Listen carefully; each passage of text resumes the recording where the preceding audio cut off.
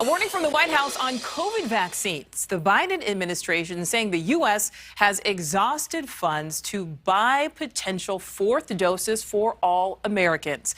NewsNation correspondent Evan Lambert is live in Washington. So, Evan, does this mean no more free vaccines?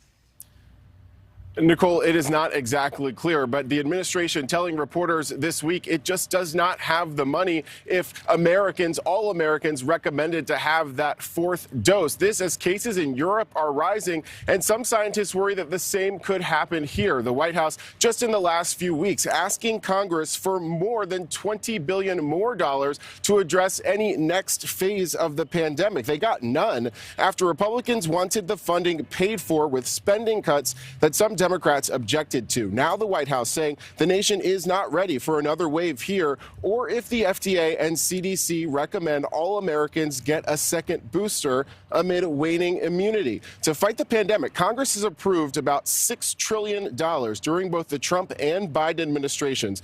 According to the Washington Post, the White House COVID response coordinator telling a podcast 93% of the funds for direct response have already been spent. The Kaiser Family Foundation doing its own analysis, suggesting that the White House is right. And if those extra doses are needed, it would cost billions of dollars, and we would need to order hundreds of millions of doses that just are not there. You know, the whole idea here is how much do you prepare ahead and how much do you hope that you won't need it? And I think we've seen it time and time again with this pandemic that we haven't been prepared.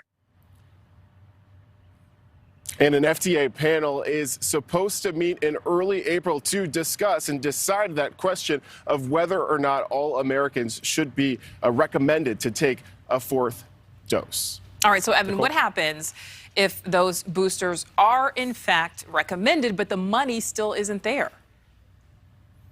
And Nicole, we asked the Kaiser Family Foundation, and they said likely that would mean no free shots, that the free shots would go away. People with insurance would likely still be able to get them, but they could cost more, and there would not be any plan for people without insurance. Nicole? All right, we will certainly see what happens. Evan, thank you. Thank you for watching. Click the red subscribe button below so you can get more of NewsNation's fact-driven, unbiased coverage.